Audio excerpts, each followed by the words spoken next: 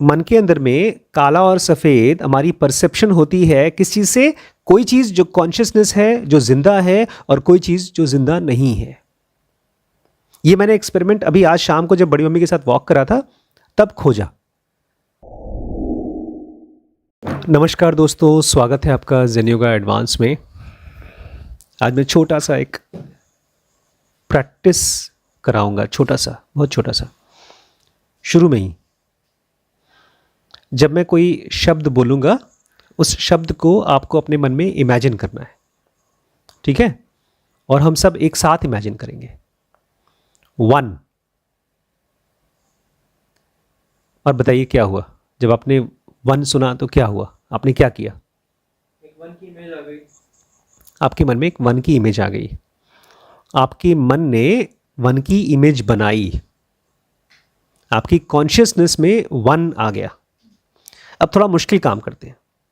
1 + 1 क्या आया? मैं तो अभी तक 1 + 1 लिखा था, आपने 2 कर दिया उसको। मतलब गौरी एक स्टेप आगे चली गई, 2 लिख दिया उसने, आंसर लिख दिया। नहीं, आप वजह बता रही हैं, मैं बता रहा हूं क्या हुआ हमारे कॉन्शियसनेस में। ये तो ऐसे है जैसे कि हम सब बोल रहे हैं कि अब हम एक मिठाई का टुकड़ा मुंह में रखेंगे। हाँ, नहीं, मैं बहस नहीं कर रहा हूं, मैं खाली कह रहा हूं कि हम सब मन में रखेंगे 1 + 1 और आपने कहा 2, तो ये तो कुछ और ही था। ये तो वो नहीं था जो हम लोग रखने वाले थे। हमारे मन के अंदर में कॉन्शियसनेस जिंदा चीज है, एक स्क्रीन जिसमें विचार बनते हैं, आवाजें हम रिपीट करते हैं, हम खुद से बातें करते हैं। ऐसा नहीं करना चाहिए था पापा को। आज के बाद मैं इनसे कभी बात नहीं करूंगी। आज मैं बहुत थक गया हूं। अब देखिए क्या होता है हमारे कॉन्शियसनेस में। जैसे आपने 1 + 1 2 कर दिया, हमारा कॉन्शियसनेस बोलेगा मैं बहुत दुखी हूं। दुखी होता नहीं है, वो कॉन्शियसनेस पे दुख का एक स्क्रीन प्ले होता है, एक फोटो चलती है। अगर हम अपने कॉन्शियसनेस को देखना शुरू कर दें तो उस पर्दे को देख पाएंगे जिस पर ये सब चीजें होती हैं। जब आप किसी की आवाज सुनते हैं, जैसे अभी भी आवाज सुनाई थी, किस चीज की आवाज थी? लोहे की पाइप रखी गई थी। उस आवाज से एक फोटो बनी, लेकिन वो फोटो बनी कहां? कॉन्शियसनेस पे, चेतना पे। फिर से आवाज आई। तो मैं चाहता हूं आप जब भी कहीं से कोई आवाज सुने, फोटो तो बनेगी लेकिन उसके पीछे की चेतना के साथ रहें, आप कॉन्शियसनेस के साथ रहें। वो स्क्रीन जिसके ऊपर ये आवाज बनती है, वो कैनवस। 1 जब बना तो 1 दिखाई दिया हम लोगों को, मन के अंदर में 1 दिखाई दिया। लेकिन कोई भी चीज दिखने के लिए उसके आसपास में एक स्पेस होनी चाहिए। नहीं समझा? जैसे अगर अंधेरा हो, एकदम काला अंधेरा हो, तो उसमें आपको 1 दिखाई देगा नहीं। 1 दिखने के लिए 1 और उसके आसपास की कोई चीज अलग होनी चाहिए। अगर आपने काले रंग से 1 लिखा है तो उसके आसपास सफेद होना चाहिए, तब 1 दिखाई देगा। और मन के अंदर में काला और सफेद नहीं होता, होता है consciousness and something that is not consciousness. मन के अंदर में काला और सफेद हमारी परसेप्शन होती है किस चीज से? कोई चीज जो कॉन्शियसनेस है, जो जिंदा है, और कोई चीज जो जिंदा नहीं है। ये मैंने एक्सपेरिमेंट अभी आज शाम को जब बड़ी मम्मी के साथ वॉक करा था तब खोजा। कुछ लोग बातें कर रहे थे वहां पर। एक बच्चा मैथमेटिक्स के कैलकुलेशन करने की कोशिश कर रहा था वहीं बैठे बैठे, ऐसे ओरली, और उसने कुछ बोला, 200 × 42 ऐसे कुछ बोला। जब वो बोल रहा था तो मेरे मन में सेम चीज चल रही थी। मेरे मन में एक थॉट आया कि हम ह्यूमंस ने एक चीज बनाई है, इसको लैंग्वेज कहते हैं। वो बड़ी मैजिकल चीज है। अगर मैं अपने मन में एक शब्द बोलूंगा अपने मन में, तो सेम फोटो आपके मन में भी बनेगी अगर आप उस लैंग्वेज को जानते हैं तो। It's magical. आज का सूत्र बड़ा सटल है, प्रैक्टिकल है। बहुत मुश्किल सूत्र है ये, बहुत मुश्किल सूत्र है। मैंने कुछ बोला, आपने सुना, मुझे कुछ समझ में आया, आपको कुछ नहीं समझ में आया। मैंने कुछ बोला, आपने कुछ सुना, तकरीबन वही सब सुना जो मैंने सुना। मुझे कुछ समझ में आया, आपको कुछ समझ में नहीं आया, या थोड़ा थोड़ा समझ में आया। अब हम लोग इसको और समझने की कोशिश करते हैं, because this is worth understanding much more than shorts. एक आम आदमी जैसे आप सब हैं, उसमें ब्रेन है मालिक। एक आम आदमी में, जैसे इस घर में मालिक कौन है? बड़ी मम्मी। ऐसे ही हमारे बॉडी में मालिक कौन होता है? ब्रेन। एक आम आदमी में ब्रेन है लॉर्ड, लेकिन ब्रेन के साथ साथ एक और चीज है हमारे अंदर में, उसको बोलते हैं परसीवर। क्या बोलते हैं? मैंने एक शब्द बोला, आपने सुना, मैंने कुछ समझा, आपको समझ में नहीं आया, क्योंकि परसीवर शब्द से क्या चीज समझा जा रहा है ये अभी तक आपके ब्रेन में कुछ फोटो नहीं आई है। 3 गोले अटैच्ड बनाओ, एक साथ चिपके हुए। सबसे पहला गोला ब्रेन का, सेकंड गोला उससे सटा हुआ एसएम, और तीसरा वाला पहले सेकंड वाले से सटा हुआ डीएफ। इसमें बीच वाला एसएम सैंडविच है, फंसा हुआ है दोनों के बीच में, ब्रेन के और बाहर डीएफ के, डिवाइन फ्रैगमेंट के। तो अब हमारे पास 2 चीजें हैं फिलहाल। ऑर्डिनरी मैन के पास ब्रेन है और उसके पास एसएम भी है। एसएम मतलब सेल्फ माइंड। अब सेल्फ माइंड क्या है? इसको बोलते हैं परसीवर। 1, ये थॉट आपने परसीव किया, सेंस किया, इसको जहां पर सेंस हुआ उसको बोलते हैं सेल्फ माइंड। जब आप दुखी होते हैं, दुखी से दुखी कंडीशन में भी होते हैं, तो भी आपके अंदर में एक सेल्फ माइंड होता है जो दुखी नहीं होता है, तभी आप दुख को परसीव कर पाते हैं। नहीं समझे? अगर आप जीभ नमक टेस्ट कर पा रहे हैं, क्योंकि ये नमकीन है लेकिन जीभ नमकीन नहीं है। अगर आप जीभ के ऊपर नमक डाल दीजिए, पूरा भर दीजिए, और इस उंगली को उसके ऊपर रखिए, तो आपको नमक टेस्ट नहीं आएगा। 2 चीजें कॉन्ट्रास्ट में होनी चाहिए। ब्रेन और सेल्फ माइंड कॉन्ट्रास्ट में है। ब्रेन कोई और चीज है, सेल्फ माइंड कोई और चीज है। लेकिन मैं आज चाहता हूं ये चीज पकड़िए कि हमारे ब्रेन में एक परसीवर है, एक सेल्फ माइंड है जो कि ब्रेन नहीं है, और उस सेल्फ माइंड को आप महसूस कर सकते हैं जब भी आप ऑब्जर्व करते हैं। आप जब आवाज सुनते हैं तो बाहर की आवाज जाती है, सेल्फ माइंड उसको परसीव करती है कान में। जब तक आप सेल्फ माइंड को पकड़ नहीं पाएंगे प्रैक्टिकली अपने लाइफ में, तब तक आप एनलाइटेंड नहीं हो सकते। अभी तो फिलहाल लॉर्ड है ब्रेन। एक आम आदमी में, उसके ब्रेन में जो भी मेमोरीज हैं, जो भी एक्सपीरियंसेस हैं, जो भी डिजायर हैं, वही उसका मालिक है। आज अगर वो बच्ची परेशान है क्योंकि उसके ब्रेन में कुछ खास खास चीजें, उसको वही चाहिए, वही चाहिए, वही चाहिए, वही चाहिए, या कुछ चीजें हैं जो उसको दी जा रही है, उसको नहीं चाहिए, नहीं चाहिए, नहीं चाहिए, नहीं चाहिए, तो आम आदमी में मालिक है ब्रेन।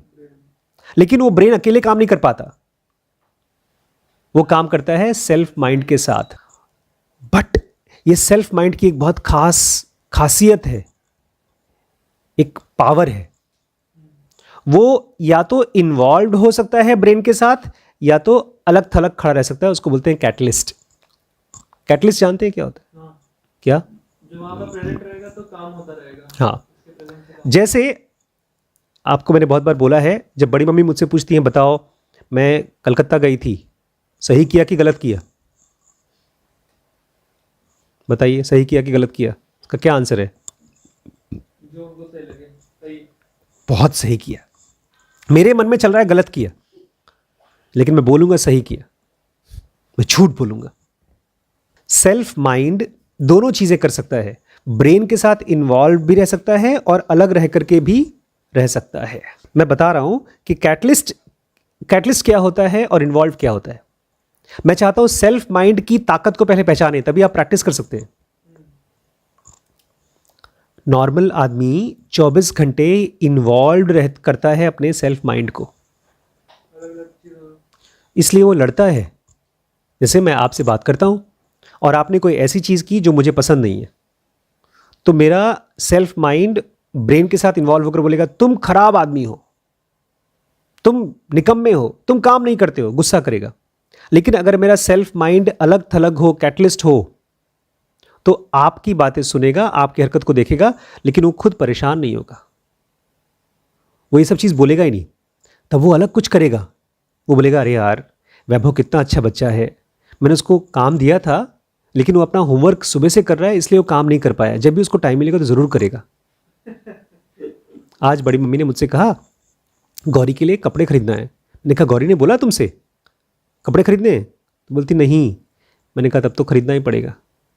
गौरी, श्रीश और वैभव ये तीनों इतने चालाक हो चुके हैं कि जब कुछ सामान कभी कभी के सामान के बारे में बोलते ही नहीं खरीदना है, नहीं बोलते तो खरीदना पड़ता है। अगर ये लोग बोल दें कि मुझे ये सामान चाहिए, तब तो हम खुशी खुशी उनको डांट सकते, नहीं मिलेगा। तब हम इन्वॉल्व हो जाएंगे आपके साथ। लेकिन जब आप लोग बोलते हैं बड़े पापा ये सामान पसंद है मुझे, आपकी मर्जी खरीदना है, नहीं मर्जी है तो मत खरीदिए, आपकी मर्जी, तो ये कैटलिस्ट हो जा रहे हैं आप। प्लीज समझिए, अगर आपका ब्रेन आपके सेल्फ माइंड को इन्वॉल्व कर लेता है तो आप फंसे। जब ब्रेन मालिक होता है उस समय वो सेल्फ माइंड को इन्वॉल्व कर लेता है अपने साथ, कैटलिस्ट की तरह नहीं यूज करता। लेकिन धीरे धीरे आप लोग जिनोगा क्लास में बैठते हैं, आपको पता चलता है कि किसी भी सिचुएशन के साथ हम लोग इन्वॉल्व भी हो सकते हैं, अलग भी रह सकते हैं। तो आप प्रैक्टिसेस करते हैं, जिनोगा सीखते हैं, प्रैक्टिसेस करते हैं, तो कभी कभी आपका सेल्फ माइंड ऑन होता है, कभी कभी ऑफ होता है। ऑन मतलब ब्रेन के साथ मिल करके खूब झगड़ा झंझट कर रहा है, डिजायर कर रहा है, चाह रहा है, रो रहा है, खुश हो रहा है, सब कुछ कर रहा है। और ऑफ मतलब अलग थलग खड़ा है, ब्रेन को जो करना है करे, वो अलग है। और जब हमारा सेल्फ माइंड कैटलिस्ट होता है, मतलब ब्रेन के साथ इन्वॉल्व नहीं होता, तब उसको मिलता है ग्लिम्प्स, डिवाइन फ्रैगमेंट का, आत्मन का एक झलक मिलती है, ग्लिम्प्स मिलता है। और प्रैक्टिस करता है, और प्रैक्टिस। जब मैं बॉम्बे गया था तो हमारे कजन ब्रदर हैं, उनका ब्रेन, उनका सेल्फ माइंड दोनों इन्वॉल्व रहता है, लेकिन धीरे धीरे अब और ज्यादा बदतर हालत हो गई है, उनका ब्रेन और कमजोर हो गया है। इन्वॉल्व होने के बाद देखिए, ब्रेन मालिक है और उसमें सेल्फ माइंड को यूज करता है, इन्वॉल्व करता है, लेकिन अगर आप शराब पीना शुरू कर देते हैं तो ब्रेन भी कमजोर होना शुरू हो जाता है। एक आदमी जो शराबी होता है वो तो कुछ नहीं कर पाता, बड़े खुशी खुशी दिखा रहे थे कि आशीष मैं यहां पर अपना बार बनाऊंगा। तो एक शराब आपको सेल्फ माइंड तो छोड़िए, ब्रेन को भी कमजोर कर देता है, आप मेडिटेशन से दूर चले जाते हैं। शराब और शराब का उल्टा है अवेयरनेस, प्योर अवेयरनेस। जितना अवेयरनेस की प्रैक्टिस कर सकते हैं, जिनोगा स्पिरिचुअलिटी की प्रैक्टिस कर सकते हैं, अगर करते रहे तो क्या होगा, आपका सेल्फ माइंड दुनिया से अलग रहना शुरू कर देता है। और फिर उसका एक कनेक्शन बनता है इनर मैन के साथ और कॉस्मिक माइंड के साथ, चित्त के साथ, जो ब्रह्मांड का माइंड है उसके साथ वो कनेक्ट डेवलप करता है। ये जो हमारा सेल्फ माइंड है ना, इसको समझिए तार, एक वायर। जब तक वो ब्रेन के साथ जोड़ करके आप यूज कर रहे हैं, एक स्क्रीन, आपने स्क्रीन को कनेक्ट कर दिया है एक किसी कैमरे से या एक मोबाइल से, और वो मोबाइल दिखा रहा है उसकी फोटोज, लेकिन अगर आपने उसको हटा दिया और किसी इंटरनेट के साथ कनेक्ट कर दिया तो वो फोटोज दिखाएगा। तो जो आपका सेल्फ माइंड है, अब ब्रेन से डिस्कनेक्ट किया आपने, तो वो कनेक्ट कर सकता है चित्त से, कॉस्मिक माइंड से, या इनर मैन के साथ। और ये चीज जब होती है तो एक कमाल की चीज होती है, उसको समझ में आना शुरू होता है। समझ में क्या चीज? Divine fragment. अभी उसको समझ में आता है पैसा, रुपया, परिवार, बच्चे, और वो उसमें और इन्वॉल्व होता है। लेकिन जब वो उससे डिस्कनेक्ट करता है तो वो पागल नहीं हो जाता, वो बोर नहीं हो जाता, वो समझना शुरू करता है डिवाइन फ्रैगमेंट को। और जब वो उसको समझता है तो वो सरेंडर करता है ईश्वर को, सरेंडर करता है। जैसे अभी फिलहाल आप सरेंडर्ड हैं अपनी सेंसेस को, जो मौज मस्ती की चीज है उसको सरेंडर्ड है। आप जाते हैं सीधे, अभी ऊपर जाएंगे, कमरा खोलेंगे, लैपटॉप खोलेंगे, बोलेंगे आशीष चिंचलानी प्रणाम, निकालेंगे घंटी, टन टन टन टन टन टन, कैरी मिनाटी टन टन टन टन टन टन, या जो भी शॉर्ट्स मीम चलेगा उसकी पूजा करना शुरू कर देंगे। आप सरेंडर्ड है उसके लिए। फिलहाल हमको लगता है कि हम मालिक हैं। ब्रेन लगता है ब्रेन को कि मैं मालिक हूं, और वो टाइम पास कराता भी हमसे, लेकिन जब हमारा सेल्फ माइंड ईश्वर को सरेंडर करता है तब जाकर के हमारे लॉर्ड ऑफ द माइंड कौन बनता है, हमारे माइंड का मालिक कौन बनता है, ईश्वर। ये वो स्टेज है जहां पर हमको, डिसाइपल को, ये समझ में आता है ना ही तो ब्रेन, मतलब ये ब्रेन और ये सब खाना पीना मौज मस्ती, ना तो सेल्फ माइंड मतलब जो अकेला माइंड मतलब बिना ईश्वर के कनेक्शन के, और ना ही तो कॉस्मिक माइंड, ये तीनों मुझे गाइड नहीं कर सकते। मुझे गाइड करेगा केवल ईश्वर और ईश्वर। धीरे धीरे ये जो सेल्फ माइंड है ना, वो भी वैसा ही दिखता है जैसे कॉस्मिक माइंड। जैसे पानी का बूंद, एक पानी का बूंद समुद्र की तरह ही होता है, समुद्र का साइज बहुत बड़ा होता है। हमारा माइंड क्या है, जिसमें हर चीज़ की फोटो बनती है, हर चीज़ की आवाज़ रिकॉर्ड होती है, हर चीज़ का एक्सपीरियंस रिकॉर्ड होता है। यही है कॉन्शियसनेस, चेतना।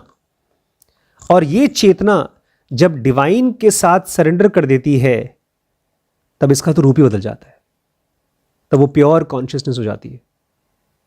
रियल मालिक ईश्वर है। शुरू से, जब से हम इस एग्जिस्टेंस में आए हैं, एग्जिस्टेंस मतलब जहां पर मरते हैं पैदा होते हैं, मरते हैं पैदा होते हैं, जब से हम यहां पर आए हैं तब से लेकर के अभी तक हमारे अंदर में एक डिवाइन फ्रैगमेंट है, ईश्वर है, जो माइंड के अंदर में और ब्रेन में जो कुछ भी चल रहा है सब खड़े होकर ऐसे देखता है, देखता है, देखता है, देखता है, देखता है। कब से? करोड़ों अरबों जन्मों से देखता है, देखता है, देखता है। सेल्फ माइंड इन्वॉल्व होता है ब्रेन के साथ, लेकिन जब वो ये सब किताबें पढ़ता है तब उसको समझ में आता है सही तरीका क्या है ब्रेन के साथ रहने का। देखता है, देखता है, देखता है। जब सेल्फ माइंड देखना शुरू कर देता है और देखता रहता है, इन्वॉल्व नहीं होता है, तब डिवाइन बोलता है, अरे तुम तो समझदार हो गए, आ जाओ हमारे साथ, तुम इस लायक हो गए कि तुम्हें अब इस फिजिकल वर्ल्ड में रहने की जरूरत नहीं है, कम। ये है नो माइंड, जिसको जेन में बोलते थे नो माइंड। एक जेन मॉन्क बोलता है, मेरे मन में तो कोई थॉट चलता ही नहीं है, मैं तो नो माइंड में रहता हूँ, थॉटलेस स्टेट में रहता हूँ। तो ये वो है थॉटलेस स्टेट, मतलब जीरो स्टेट नहीं, माइंड में शून्य नहीं होता, वो डिवाइन के स्टेट में होता है। सबसे पहला है इसमें एक्टिव। ये जो हमारा सेल्फ माइंड है वो क्या है? एक्टिव, शांत नहीं बैठता। ये पूरा कॉस्मिक माइंड है, ब्रह्मांड का माइंड है, लेकिन ब्रह्मांड का माइंड क्या करता है? शांत नहीं रहता, एक्टिव। माया क्रिएटिव माइंड है।